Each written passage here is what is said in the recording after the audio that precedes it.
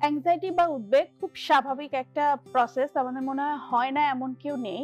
কিন্তু তারপরও এটা খুব চিন্তার বিষয় হয়ে যায় যখন এটা অনেক বেশি মাত্রায় হয়। তখন আমাদের আসলে দৈনন্দিন জীবনে এটার খুব নেগেটিভ ইমপ্যাক্ট পড়ে। অনেকভাবেই আমরা অ্যাংজাইটিটাকে ডিল করি। আমাদের নিজস্ব কিছু উপায় যেগুলোকে সাধারণত কোপিং মেকানিজম বলে এবং এই কোপিং এর কখনো একটা উপায় হিসেবে আমরা বেছে নিই অ্যাডিকশন।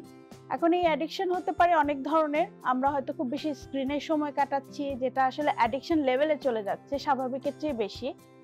এটা ছাড়া আমরা থাকতে পারছি না।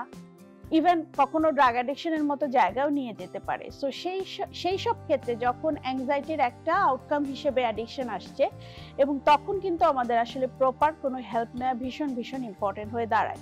কারণ যখন আমাদের অ্যাডিকশন হচ্ছে তখন কিন্তু আমরা একা নিজেকে হেল্প করতে পারছি না। কোনো সেলফ হেল্প টুলস ইউজ করেও না। তখন একটা পুরো চিকিৎসা পদ্ধতির মধ্যে আসতে হয়। সেখানে মানসিক স্বাস্থ্য সেবাটা ভীষণ গুরুত্বপূর্ণ।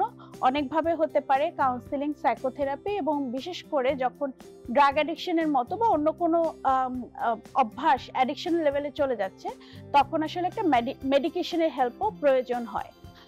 ড্রাগ অ্যাডিকশন এর মতো জায়গায় আসলে বলা হয় সাধারণত যে একটু হসপিটালাইজড হয়ে চিকিৎসাটা নিতে। কারণ উইথড্রল সিম্পটম গুলো অনেক বেশি হয়। এবং সেখানে একটা ভালো হসপিটালাইজেশন এর ব্যবস্থায় আমরা যেতে পারলে হয়তো পেশেন্টকে বা ক্লায়েন্টকে হেল্প করতে পারবো।